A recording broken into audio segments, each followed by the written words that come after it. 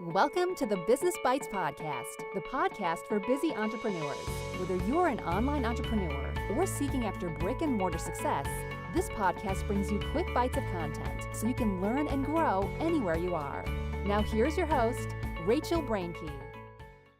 It's going to sound heartless, but you guys know that I, Rachel Brenke, am all about tough love here on the Business Bites podcast. This is episode 71. You can catch all show notes at rachelbrenke.com/EPI 71. So let's go ahead and dig in as to why you should not be using free stock photography and how I don't want you to cry to me if you get sued, but you still can. I'll still help you out, but let's try to avoid that. Let's dig in.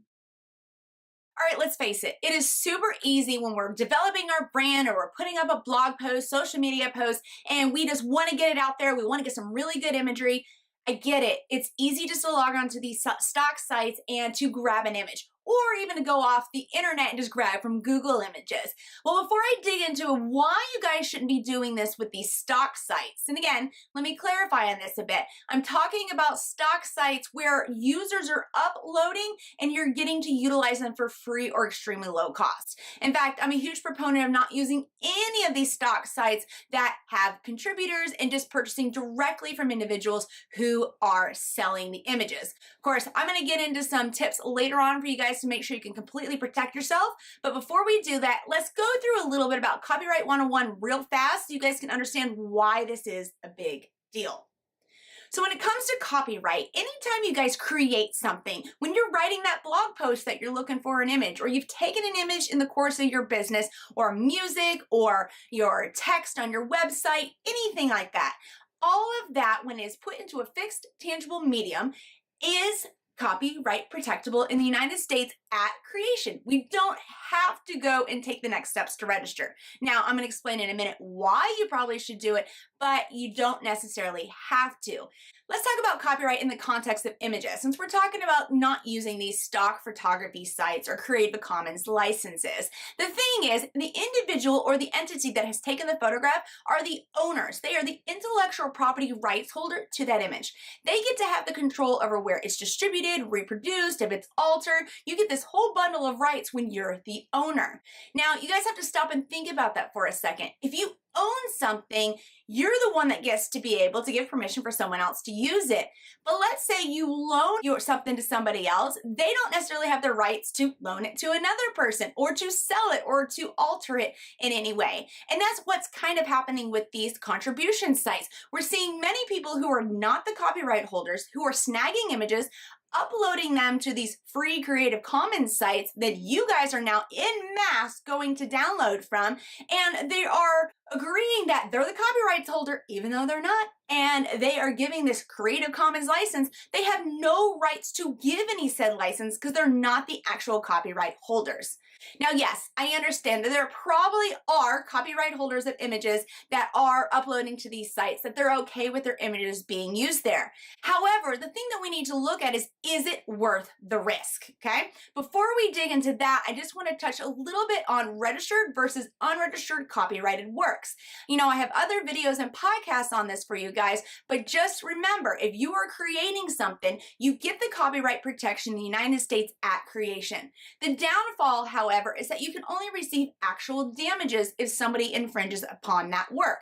In this context, let's say an image. However, if that image or those works are copyrighted and registered with copyright.gov, which is super cheap, so easy, you guys should be doing it with your blog posts, your images, your logos, everything, okay? You should be protecting yourself as much as possible. If it's a registered work, then it could be up to $150,000 per work plus attorney's fees. So what does that mean in the context of using these sites?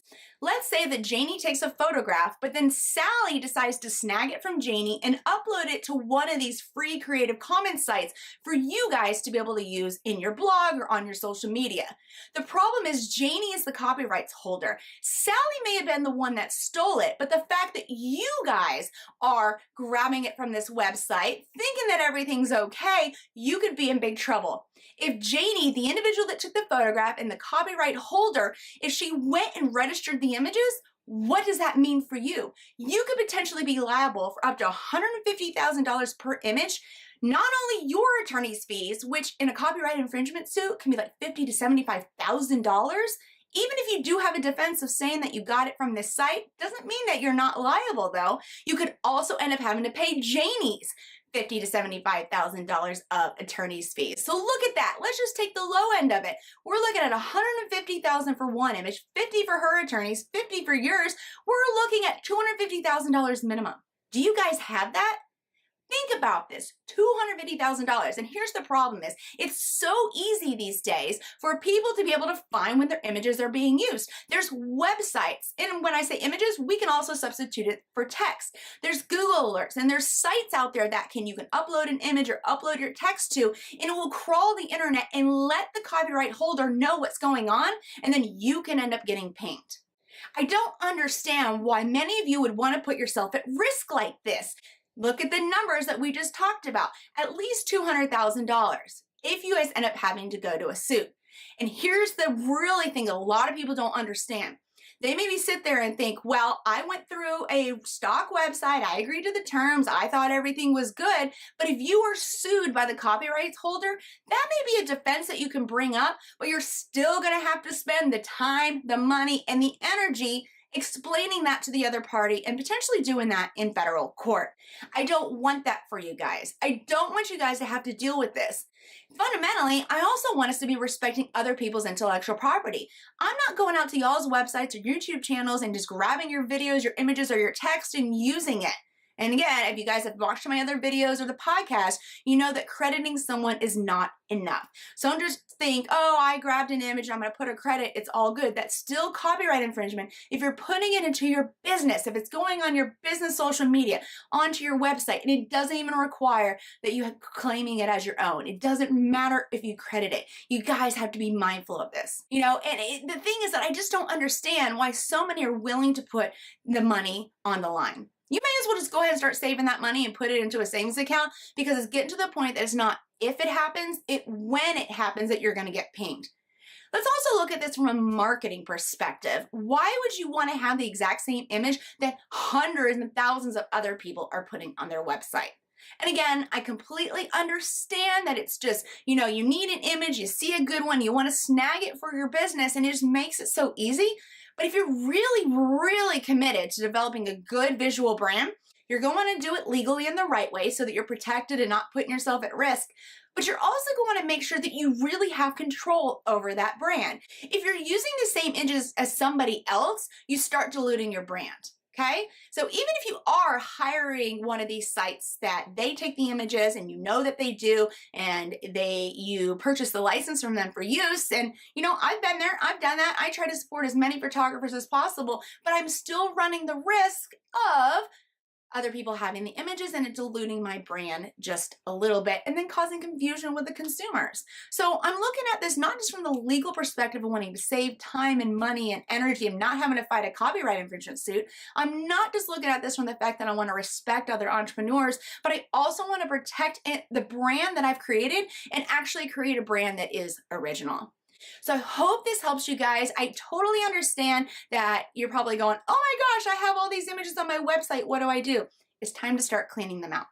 The unfortunate thing is, since you've already been using it, if you're found and it is a copyright holder who never gave the rights for you guys to utilize those images, you still could be liable. But let's go ahead and get them removed from your social media, removed from your blog posts, removed from your website, and get other images in there, ones that you actually have the rights to.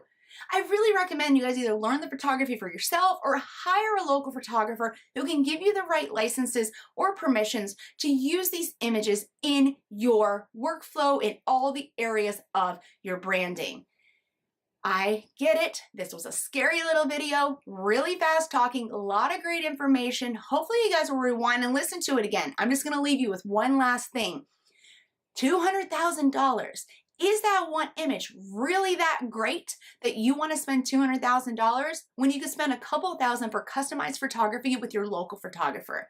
Cost benefit analysis, let's be smart about it. Let's not try to skate the system. Let's not disrespect other people. And let's stay out of potentially having to be caught up in a copyright infringement suit. Because once you're sued, you don't get to drop it. You're not the person that brought the claim. You still have to deal with all of the requirements that the courts have and hire an attorney. That's That's no fun. Even though I'm fun and I'm an attorney, it's not fun going through that process. And I would rather you guys be focused on your business as opposed to having to play cleanup on aisle 4 because of the copyright infringement. Thanks for joining Rachel on this episode of the Business Bites. For show notes, a list of recommended tools, or referenced episodes, you can find them at businessbitespodcast.com. Until next time.